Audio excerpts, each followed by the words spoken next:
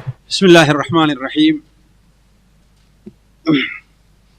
الحمد لله رب العالمين، وصلى الله على نبينا محمد وعلى آله وأصحابه أجمعين.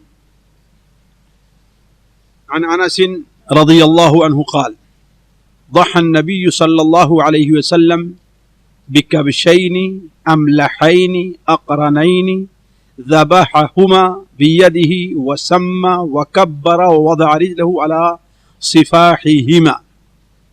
یہ ایک حدیث ہے جو صحیح بخاری، صحیح مسلم اور تقریباً سنن اربعہ میں حضرت انس بن مالک رضی اللہ تعالی عنہ سے مروی ہے، جس میں نبی کریم صلی اللہ علیہ وسلم کے ایک معمول کا ذکر ہے قربانی سے متعلق۔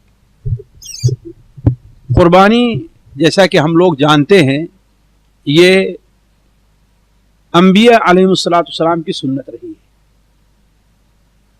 اور جب سے بشریت اس دنیا میں ہے تب سے قربانی کا وجود ہے۔ قربانی اللہ تبارک و تعالیٰ کی عبادت ہے اور اللہ تبارک و تعالیٰ کا تقرب حاصل کرنے کا بہترین ذریعہ ہے۔ اسی لیے جس طریقے سے نماز کسی کے لیے نہیں پڑھی جا سکتی، روزہ اللہ کے علاوہ کسی اور کی رضا کے لیے نہیں رکھا جا سکتا، اسی طریقے سے قربانی بھی کسی اور کے نام پر نہیں دی جا سکتی۔ لہذا اس مسئلے کو جاننا چاہیے کہ جو مزاروں پر یا ایسی جگہوں پر بکرے ہیں، مرغے ہیں، انڈے ہیں، یہ سب چڑھائے جاتے ہیں، یہ سب شرک ہے، بلکہ شرک اکبر ہے۔ شرک ہے بلکہ شرک اکبر ہے۔ کیوں؟ اس لیے کہ یہ قربانی ہے وہ کس کے لیے؟ خاص اللہ تعالیٰ کے لیے۔ ان صلاتی و نسکی، میری نماز اور میری قربانی کس کے لیے ہے؟ اللہ رب العالمین کے لیے ہے۔ تو جب سے بشریت اس دنیا میں وجود میں آئی ہے، جب سے اللہ تعالیٰ کی عبادت اس دنیا پر انسانوں کے ذریعے بجا لائی جا رہی ہے، اس وقت سے قربانی کا وجود بھی رہا ہے، جس کا ذکر حضرت آدم علیہ السلام کے دونوں بیٹوں کے قصے میں ملتا ہے، حابیل اور قابیل کے، کہ آپس میں کسی چیز کے سلسلے میں اختلاف ہوا تو حق کون کس کے ساتھ ہے، ان میں سے کون حق پر ہے، اس کے لیے کیا علامت بیان کی گئی کہ دونوں قربانی پیش کریں۔ جس کی قربانی اللہ تعالیٰ کے نزدیک مقبول ہو جائے وہ حق پر ہے، اور جس کی قربانی اللہ کے نزدیک مقبول نہ ہو وہ حق پر نہیں ہے نا۔ تو دونوں نے اپنی اپنی قربانی پیش کی۔ اذ قربا قربانا فتقبل من احدهما ولم يتقبل من الاخر، جبکہ دونوں نے قربانی پیش کی تو ایک کی قربانی تو قبول کر لی گئی اور دوسرے کی قبول نہیں کی گئی۔ ایک نے قربانی کے طور پر کیا پیش کیا تھا؟ ایک میڈھا پیش کیا تھا، اور دوسرے نے قربانی کے طور پر کچھ گلے پیش کیے تھے۔ یہ قربانی قرب سے بنا، جس کے معنی کیا ہوتا ہے؟ نزدیکی کے، ہے نا۔ گویا اللہ تعالیٰ کیا نزدیکی بننے کے لیے کوئی چیز پیش کی جائے۔ تو قربانی بڑی پرانی سنت رہی ہے۔ خود نبی کریم صلی اللہ علیہ وسلم 10 سال تک مدینہ منورہ میں رہے اور آپ قربانی کرتے رہے، 1 سال بھی، بلکہ اگر کبھی آپ صلی اللہ علیہ وسلم کو سفر میں بھی جانا رہتا تھا تو آپ صلی اللہ علیہ وسلم سفر میں بھی قربانی کیا کرتے تھے، سفر میں چھوڑتے نہیں تھے۔ بلکہ سنن ترمذی وغیرہ کی روایت میں ہے کہ ایک بار آپ صلی اللہ علیہ وسلم سفر پر گئے اور جانور کی بڑی کمی تھی، جانور کی بڑی کمی تھی، تو آپ صلی اللہ علیہ وسلم نے قربانی کیا۔ صحابہ کرام نے اس وقت ایک اونٹ کے اندر 10 آدمی شریک ہوئے، حالانکہ ویسے 7 آدمی ہے نا، گائے میں 7 آدمی، اونٹ میں 7، لیکن چونکہ کمی تھی، پریشانی تھی، لہذا ایک اونٹ میں کتنے شریک ہوئے؟ اس سے قربانی کا اندازہ لگتا ہے کہ آپ صلی اللہ علیہ وسلم نے کس قدر اہتمام فرمایا کہ سفر میں بھی، اور اگر اونٹ میں لوگوں کو تنگی ہو رہی تو 7 کے بجائے آپ نے 10 کی اجازت دے دی، لیکن یہ ہے کہ لوگ قربانی کریں۔ نبی کریم صلی اللہ علیہ وسلم کو جب اللہ تعالیٰ کی طرف سے کوثر جیسی نعمت نصیب ہوئی تو اس کے شکریہ کے طور پر آپ صلی اللہ علیہ وسلم کو اللہ تعالیٰ کا حکم تھا فَصَلِّ لِرَبِّكَ وَانْحَرْ، ہے نا۔ آپ اپنے اِنَّا أَعْطَيْنَاكَ الْكَوْثَرَ، ہم نے آپ کو کوثر عطا کیا ہے، لہذا صلی لربک، اپنے رب کے لیے نماز پڑھیے، وانحر، اور قربانی کیجیے، اور قربانی کی ہے. تو قربانی بڑا ہی نیک عمل ہے جس سے اللہ تبارک و تعالیٰ کا تقرب حاصل کیا جا سکتا ہے. اور یہ قربانی جو شریعت کے اندر ہے وہ کس وقت ہے؟ ذی الحجہ کی 10ویں تاریخ اور اس کے بعد 3 دن تک یہ قربانی مشروع ہے. اور نبی کریم صلی اللہ علیہ وسلم مدینہ منورہ میں تھے تو 10 سال تک برابر آپ قربانی کرتے رہے. تو اسی سے متعلق حضرت انس بن مالک رضی اللہ عنہ بیان ہے, وہ بیان کرتے ہیں کہ رسول اللہ صلی اللہ علیہ وسلم نے 2 سینگوں والے چتکبرے میڈھوں کی قربانی کی. 2 سینگوں والے چتکبرا سمجھتے ہیں نا, کالا اور سفید ملا ہوا 2 ہے نا, یعنی ایک نہ کالا ہے اور نہ ہی بالکل سفید ہے, کالا اور سفید ملا ہوا ہے, اسی کو چتکبرا کہتے ہیں. چتکبرے میڈھوں کی قربانی کی, آپ نے انہیں اپنے ہاتھ سے ذبح کیا. آپ نے انہیں ہاتھ سے ذبح کیا. ذبح کرتے وقت بسم اللہ واللہ اکبر پڑھا اور اپنا پاؤں ان کی گردن پر رکھا. اس سلسلے میں دوسری حدیث ہم نے نقل کی ہے, جابر بن عبداللہ رضی اللہ تعالیٰ عنہما سے روایت ہے, سنن ابو داؤد اور سنن ترمذی وغیرہ, سنن ابن ماجہ میں, کہ آپ صلی اللہ علیہ وسلم سے متعلق حضرت جابر بن عبداللہ بیان فرماتے ہیں کہ نبی کریم صلی اللہ علیہ وسلم نے ایک بار 2 میڈھے ذبح کیے جو سینگوں والے تھے, خسی تھے اور چتکبرے تھے. 2 سینگوں والے تھے, خسی تھے. ہمارے ہاں بعض لوگ خسی کی قربانی سے کیا ہے پرہیز کرنا چاہتے ہیں, بات بالکل غلط ہے. کہتے ہیں کہ یہ عیب ہے. حالانکہ اگر عیب اس کے اندر پیدا کیا گیا تو کس لیے؟ تاکہ وہ تندرست ہو اور صحت مند ہو, اس کا گوشت لذیذ ہو. اس لیے کہ خسی کیے ہوئے بکرے کا گوشت غیر خسی ہوئے کیے بکرے کے مقابلے میں کیا ہے؟ اچھا ہوتا ہے اور لذیذ ہوتا ہے اور وہ تندرست بھی زیادہ ہوتا ہے. تو یہ اس میں ایک عیب ہے. عیب پیدا کیا گیا ہے کیوں؟ اس کے اندر حسن اور اچھائی پیدا کرنے کے لیے, اسے عیب دار کرنے کے لیے نہیں. تو آپ صلی اللہ علیہ وسلم نے 2 میڈھے ذبح کیے جو سینگوں والے تھے, خسی اور چتکبرے تھے. جب انہیں آپ نے قبلہ رخ لٹایا تو یہ دعا پڑھی, انی وجہت وجہی للذی فطر السماوات والارض علی ملت ابراہیم حنیفا وما انا من المشرکین ان صلاتی ونسکی ومحیای ومماتی للہ رب العالمین لا شریک لہ وبذلک امرت وانا اول المسلمین اللہم منک ولک عن محمد وامتہ بسم اللہ اللہ اکبر. اسی طرح حضرت عائشہ رضی اللہ عنہ بیان فرماتی ہیں کہ اللہ کے رسول صلی اللہ علیہ وسلم نے حکم دیا کہ ایک میڈھا لایا جائے جو سینگوں والا تھا, جس کے پیر کالے تھے, آنکھیں کالی تھی, سینہ اور پیٹ بھی کالا تھا. اس کا مطلب یہ چیز اور یہ دونوں کالے اور اوپر کیا تھا؟ سفید تھا. جس کے پیر دونوں کالے تھے, سینہ اور یہ نیچے کا حصہ یہ بھی کالا تھا اور اس کا سر بھی کالا تھا. چنانچہ وہ لایا گیا تو آپ نے اس کی قربانی کی. جب وہ لایا گیا تو آپ نے فرمایا, عائشہ چھری ہے نا, لاؤ اسے پتھر پر تیز کرو. حضرت عائشہ رضی اللہ تعالی عنہا نے چھری تیز کر کے دی. آپ نے اس میڈھے کو پکڑا, اسے لٹایا اور ذبح کرتے ہوئے یہ دعا پڑھی, بسمک اللہم, بسم اللہ اللہم تقبل من محمد وآل محمد ومن امتی محمد. یہ 3 حدیثیں ہم نے آپ کے سامنے بنیادی طور پر ایک حدیث لیکن اسی کے معنی سے ملتی جلتی 2 حدیثیں اور نقل کی ہیں, جس سے قربانی سے متعلق ہمیں چند ہدایات ملتی ہیں. اسے ہر شخص کو جانے رکھنا چاہیے. پہلی ہدایت یہ ملتی ہے کہ قرآن اصل میں زندوں کی طرف سے مشروع ہے. اصل کس کی طرف سے ہے؟ زندوں کی طرف سے ہے. نبی کریم صلی اللہ علیہ وسلم و صحابہ کرام کا عمل یہی رہا ہے کہ اپنی طرف سے قربانی کرتے رہے ہیں.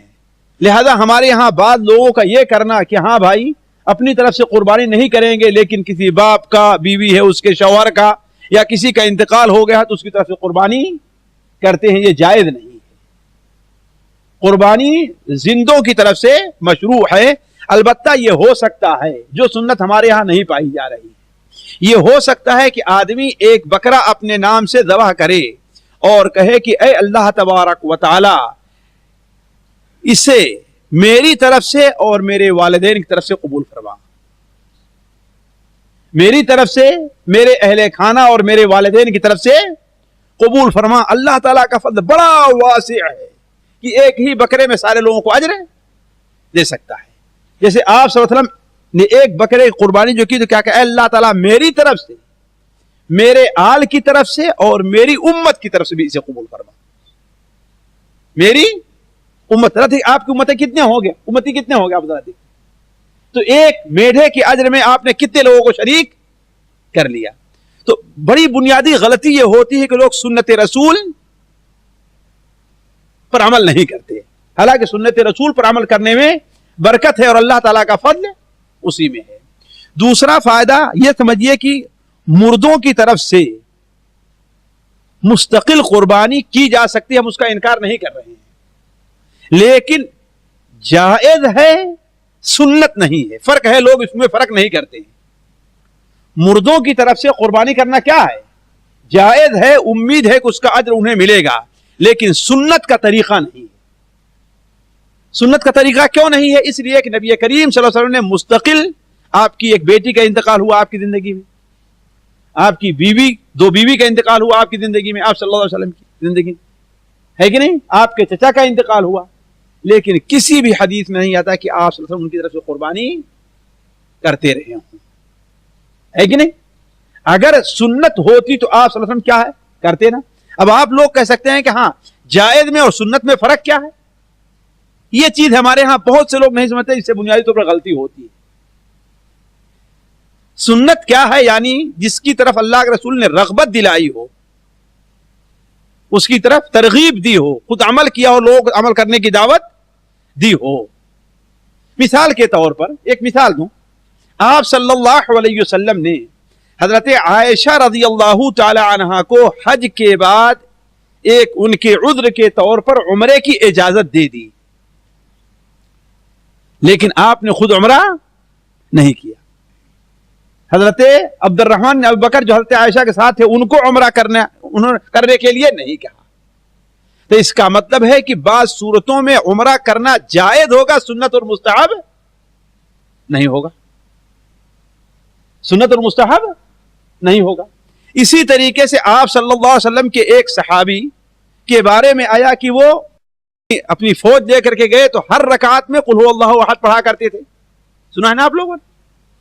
ہمارے ہاں بعض اہل حدیث اس کو سنت سمجھتے ہیں، یہ غلطی ہے، بنیادی غلطی ہے۔ آئے وہ تو آپ نے پوچھا تم ایسا کیوں کرتے ہو؟ کہا اس میں اللہ کی صفت ہے، رحمان کی صفت ہے اور مجھے یہ پسند ہے۔ تو آپ نے فرمایا جاؤ، اللہ بھی اس سے تم سے محبت کرتا ہے کہ نہیں؟ لیکن آپ صلی اللہ علیہ وسلم کا عمل یہ نہیں رہا ہے کہ برابر آپ ایسا، یا کسی صحابی کو آپ نے اس کی تاکید کی ہو۔ تو یہ اگر کوئی ایسا کرے، اسے کوئی صورت پسند ہے، اس کو پڑھے تو اس کے لیے جائز ہوگا، وہ چیز سنت اور مستحب نہیں بن جائے گی۔ تو مردے کی طرف سے قربانی جائز ہے، کیوں؟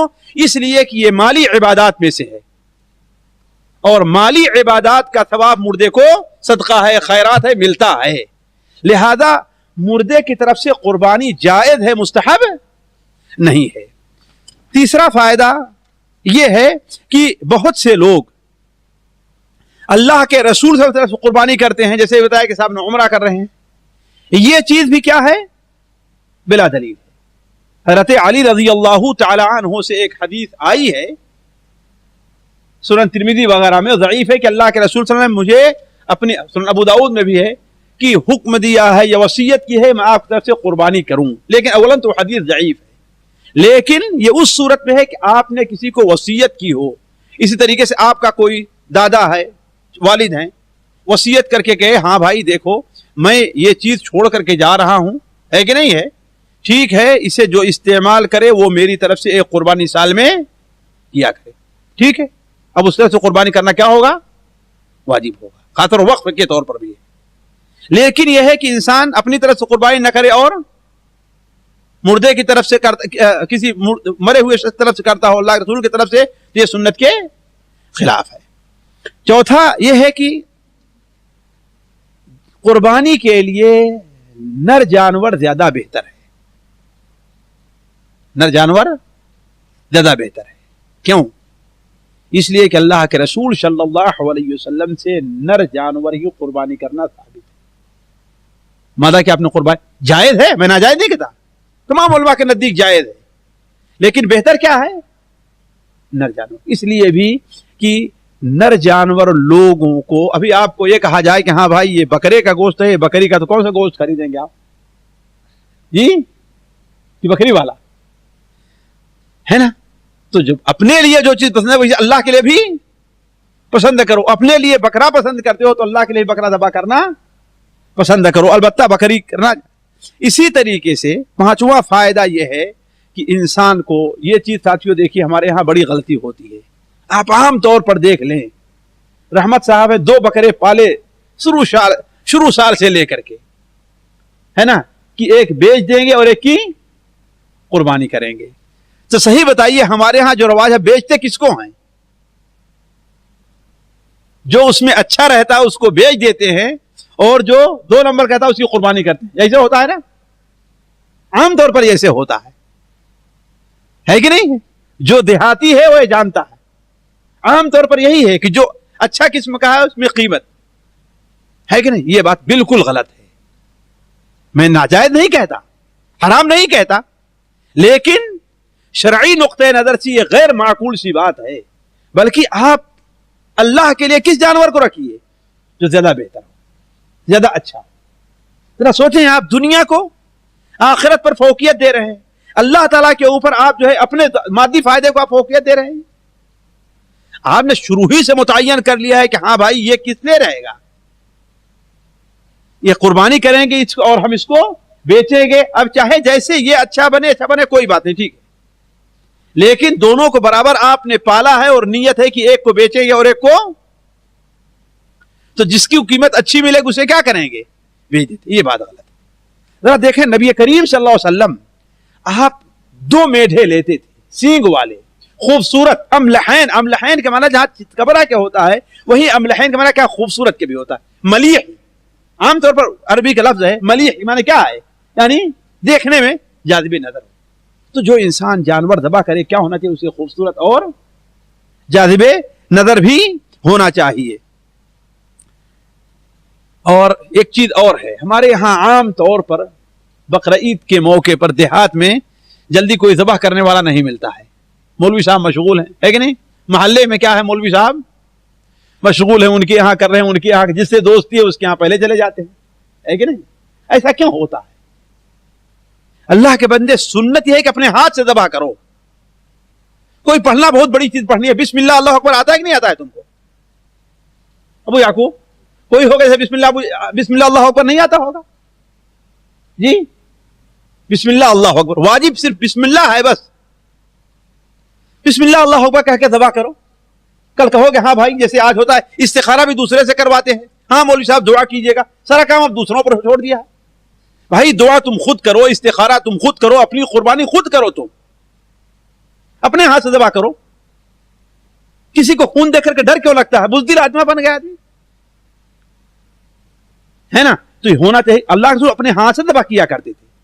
بلکہ بخاری شریف میں ہے کہ ابو موسیٰ اشعری اپنی بیٹیوں سے کہتے آؤ تم ذبح کرو، اپنے آؤ تم لوگ خود ذبح کرو. تو عرض کرنے کا سنت طریقہ یہ ہے کہ انسان کیا کرے؟ اپنے ہاتھ سے ذبح کرے، ہے کہ نہیں؟ بسم اللہ اللہ اکبر کہہ کر کے ذبح کرتے وقت اللہ کا نام لینا ضروری ہے، بالکل اتنا ضروری ہے کہ بعض علماء کہتے ہیں اگر بھول گیا تو وہ ذبیحہ حرام ہو گیا، کھانا جائز ہے ہی نہیں اس کو.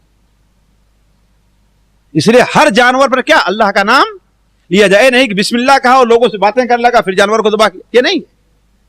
بسم اللہ اللہ اکبر. اس طریقے سے 2 فائدے ہم نے اس میں یہ بھی رکھا ہے کہ عام طور پر ہمارے یہاں ایک چیز چلی ہوئی ہے اور عام طور پر کثرت سے اب سوالات آنے شروع ہو گئے ہیں. یہ 2-3 دن میں 3-4 سوال آئے ہوئیں گے کہ ہمارے 2 بچوں کا عقیقہ نہیں ہوا ہے ابھی، ہے کہ نہیں؟ فلاں صاحب کا عقیقہ نہیں ہوا ہے، اس کو رکھے رہتے ہیں قربانی کے لیے یا تو شادی کے موقع پر.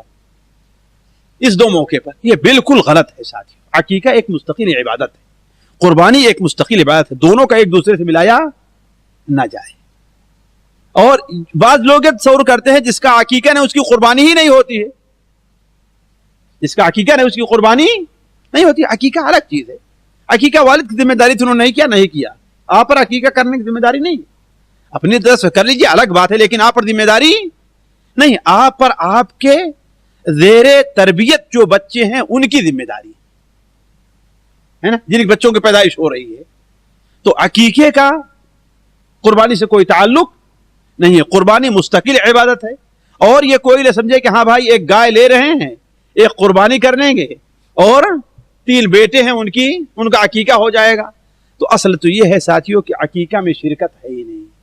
عقیقہ میں چاہے اونٹ ذبح کیجئے, ایک بچے کی طرف سے 2 اونٹ ذبح کرنا ہوگا, چاہے گائے ذبح کیجئے 2 گائے ذبح کرنی ہوگی. قربانی کے طریقے سے یہ نہیں ہے کہ اس میں حصہ لے لیا جائے. یہ چند مسائل تھے قربانی سے متعلق جو وقت مناسبت سے آپ کے سامنے رکھے گئے. اللہ تعالیٰ سے دعا ہے کہ اللہ تبارک تعالیٰ ہمیں اور آپ کو اور ہر شخص کو دین کی سمجھ کی توفیق عطا فرمائے. اللہ تبارک تعالیٰ ہم میں سے ہر شخص کو, ہر مسلمان کو دین کے متعلق عمل کرنے کی توفیق دے.